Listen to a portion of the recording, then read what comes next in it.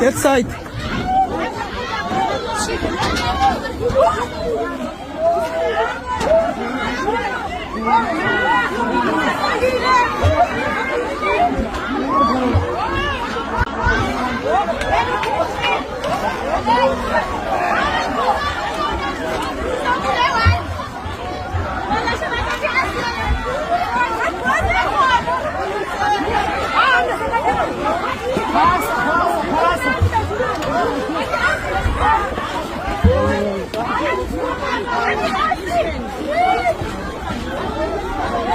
Sissy, everyone out. You must take that. You must take that out.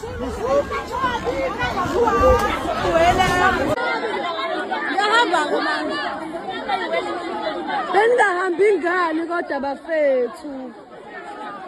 Uyalwa. Ningamshayi. Ningamshayi.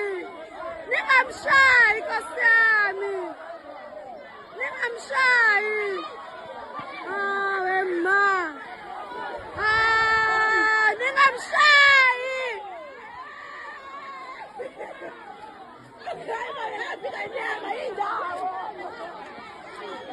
Abafethu. Bebangahambi ngani Nkosi yami. Hayibo. Ningabashayi Nkosi yami.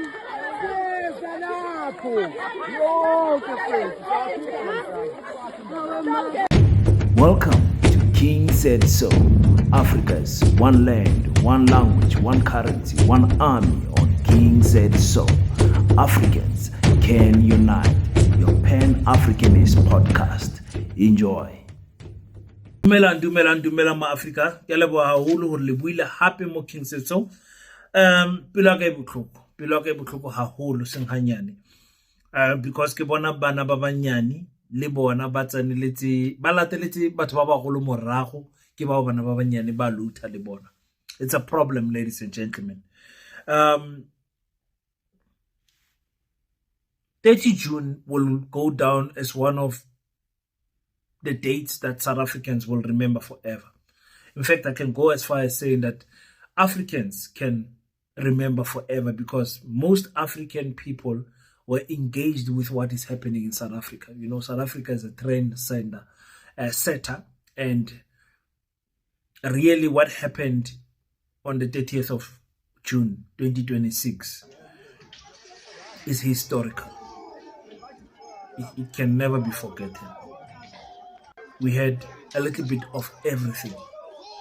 If you had to analyze the whole situation holistically, we're talking about peaceful marches in some parts of the country, Kimberley being one of them. If you guys have been following me, you saw that Kimberley was quite peaceful.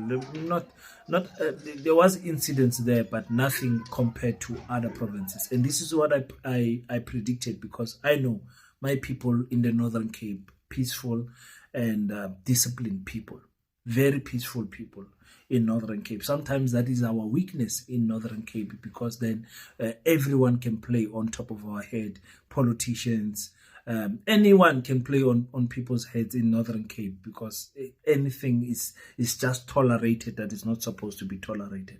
But then you find that with the peaceful things that happened in other parts of the country as well, and then you've got the violence incidents that came to light. We saw some people, we saw videos of people being unalived. This is what we see on social media. People unalived, foreigners unalived, people beaten, people, I saw some video of, again, the same thing of the Tsonga tribe being disrespected because they speak a different language. Some people got people who are marching, coming into their homes, into their homes. So you are not safe even hiding. We saw some information where a lady hired out her whole guest house for foreigners. We saw some people hiding some foreigners in their properties, the marchers coming into that property, and all of those things. It's crazy what has happened, ladies and gentlemen, over the past 24 months. In fact, as I'm recording this, it's about 1 o'clock in the morning, and we are still finding some footages flowing in from social media. Some parts of South Africa have not slept. Looting continues to happen. People are still in the streets right now as I'm seeing some of the footages that are coming through. So I wanted to give my perspective on how I think things are going to unfold going forward and my view on what has happened. So, number one, we have to say Uphakelom Tagati has successfully gathered South Africans in the streets. That's one of the things that he wanted. He didn't get the 1 million men that he said he will get. It's very disappointing. Very disappointing. I think I showed you numbers last time to say what does 1 million mean in KwaZulu-Natal. With the population of the province itself, when we talk about 1 million, we are talking about the second biggest political party in KwaZulu-Natal, because I believe the MK political party got 1.5 million people to vote for them. So if he could get a 1 million men, it would have said that he would have been bigger than the IFP, than the ANC in KwaZulu-Natal. The IFP and ANC combined in KwaZulu-Natal. But that did not happen. And that should show you guys that there is a type of warning. South Africa has got 62 million people plus. Ladies and gentlemen, we in the entire South Africa combined, we did not see 2 million people in the streets. KwaZulu-Natal, where the concentration of the marches were, could not even put together a 1 million. 1 million in KwaZulu-Natal. So you can conclude that the whole of South Africa, the people in the streets were nowhere close to 2 million, 3 million. So if you think about 62 million South Africans, then you can think about how big these movements are. Because what makes a movement big is social media. It's what we are doing, reporting on it, interviews and all of those things. That makes a movement bigger than what it actually is. Hold that thought. We'll talk about it on another video. Ladies and gentlemen, when you see small children joining in the looting of shops and tuck shops and all of those things, one thing I can say that is guaranteed to happen in the future is that these children, when they meet a problem in the future, when I say future, I'm talking about 20 years from now, 30 years from now, because these are small children. I can see they are below the age of 10, below the age of 15, below the age of 20. So they will be alive 30 years from now. They will be still alive. When they meet a problem, they are going to decide that a solution is to loot and to be violent, because they have seen it from their parents. They have seen it from their leaders, political leaders. They have seen it from their social activists. So social activism is going to be paired with looting, anarchy, going in the streets, vandalizing of property and everything. So when you are a social activist, you must be able to put people together, and they need to vandalize, they need to do all of those things. Peaceful marches is just a hashtag that people put on paper. On the ground, there's no such thing as peaceful marching. Me and you have seen that. Ne?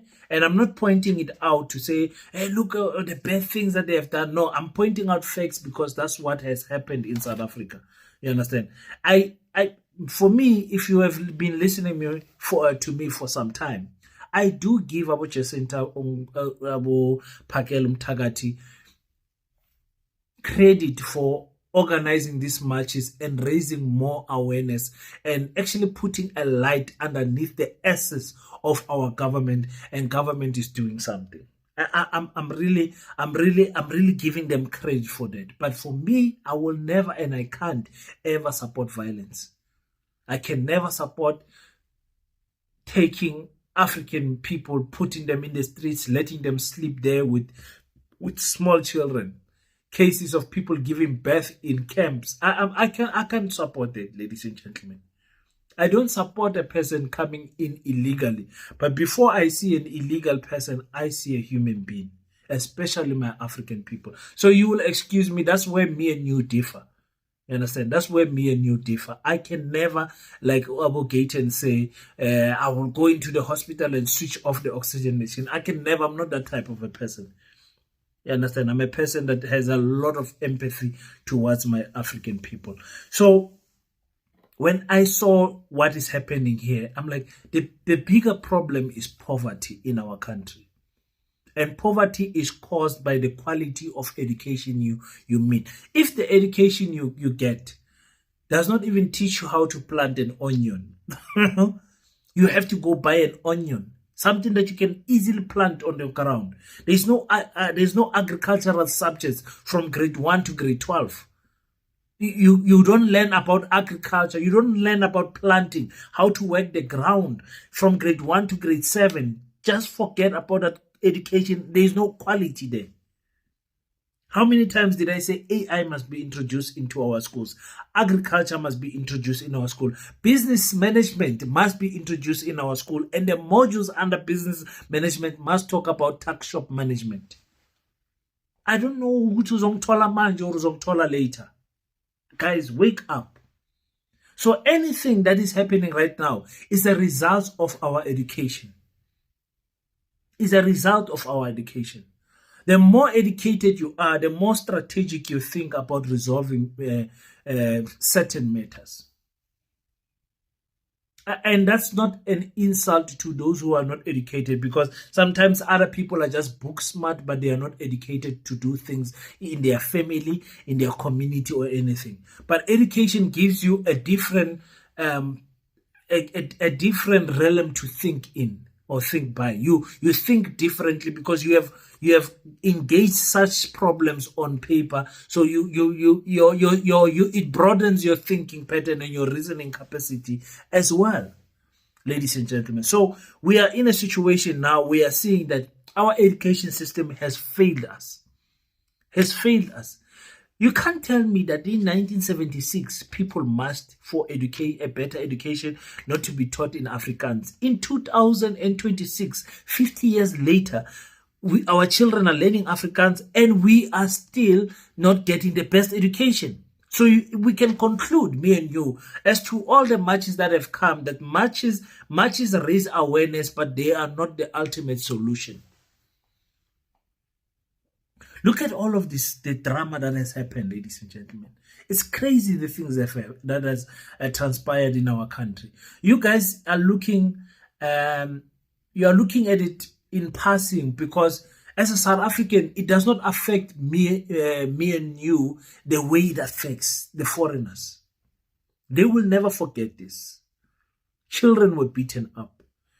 Fathers were made to feel powerless. You know, when you are a father and South Africans are coming, singing Zulu, Zulu outside your compound, and they are kicking the door down, and you as a father, you know, I cannot defend my wife.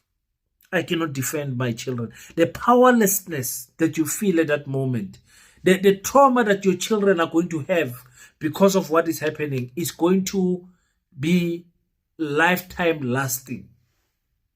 Me and you will never get to experience that because we are citizens of this country. Angazongithola manje or uzongithola later. The police were playing part. The police were helping the marchers to break chains, go into places, find other people there, and you know, I can imagine if you did not go by the 30th of June, now you're being fined by the police. Now you're not prepared. Like if you could prepare yourself, pack your bags and whatever. Now you're not prepared. Now you are just going with the clothes on your back. It becomes more traumatic. You understand? Guys, I don't support people moving into South Africa or any other country illegally. So I don't support it. Please don't misquote me on the comment section. I don't support that. I don't support it. But I know there's ways of dealing with it. Now we've got shops that are closed in Kimberley. It's not even a day, guys. It's not even a day. People are posting, guys, can you tell me which tuck shop is open? What do you mean which tuck shop is open? I see people making videos, guys. Now, where must I buy bread? I'm like, this is how weak you are. When the foreign people tell you that you are weak, this is what they mean. It's not even one day, 24 hours. you are not able to go and find bread. That's why we said close tuck shops in segments, not completely shut down. In segments, that is where you prepare people to adapt to the new normal, and you also give people a chance to open some tuck shops. The closing and shutdown does not work. The people who are leading these marches don't tell you guys it does not work. You will suffer. I will wake up and get in my car and drive to the nearest Pick and Pay and drive to the nearest filling station and buy bread there. But if you are stuck in the township, even if you have a car, the drive is too long. It's too long to go and buy bread. You spend more on fuel than you do on the bread itself. And possibly you're going to get to that filling station or whatever, and you're going to find the bread finished because people have driven and now they are stock taking. Angazi ukuthi uyongithola manje or uzongithola later. It's really heartbreaking, ladies and gentlemen, what is happening in our country. Really heartbreaking. People don't want to apply strategic methodological way to fix problems. Their solution is shut down, mabaham. It does not work like that. Some of them are living with the knowledge that we could be keeping and enjoying. I was telling this other brother of mine, I fix screens of cell phones. Ne? I can fix a screen of a cell phone, and I want more skills in that sector, because I think when I'm sitting and I'm just relaxing, I can just change a cracked screen. You know what I'm saying? So I want to get into that business, but now the person that must teach me that business is thinking of leaving South Africa. Now I have to learn from YouTube instead of getting 7-8 years of experience, direct contact with that person. I will not be angry if the Department of Education takes legal foreigners and takes them to schools over a 3-day course to teach children, especially the high school children, how to change a cracked screen and what type of tools you need to replace a screen. I wouldn't mind. Why would I mind that? If that person is legal here and they can transfer the knowledge and experience they have, why must we be angry? But hey, people don't want to listen. Hey, it was tough, yo. The scenes that I saw, for me, because I think futuristical all the time, I'm like, yo, no, the marching is not going to stop. Now Jacinta is saying we're going to march every Thursday. Every Thursday. Because she has been put in a financial place, a position that she can do it every Thursday. Now you guys are going to say, yes, Jacinta, yes. She's not saying every Thursday we'll be opening a tuck shop. No, she's not saying that. Every Thursday we'll be opening a new barber shop. No, she's not speaking about any of that. And she's so educated. And sometimes the education, as I told her, this Western education really, yes, disappoint. Yes, disappoint. She's not saying any of that. It's no, every Thursday we'll be marching. Then people clap hands. Hey. Hi, ladies and gentlemen, go in the comment section. What is your views, your expert views? Don't comment like a small child. Eh? Comment what is your views according to what happened on the 30th of June? Do you see it as good? And do you see that other African countries might learn what South Africa is doing and implement it? Or I saw some other Africans, they're saying they will start a hashtag of no South Africa, hashtag no South Africans. I'm like, you're wasting your time with those type of things. Let's fix our countries. Let's fix our beautiful continent and let this beautiful land of Africa rise up to be great once again.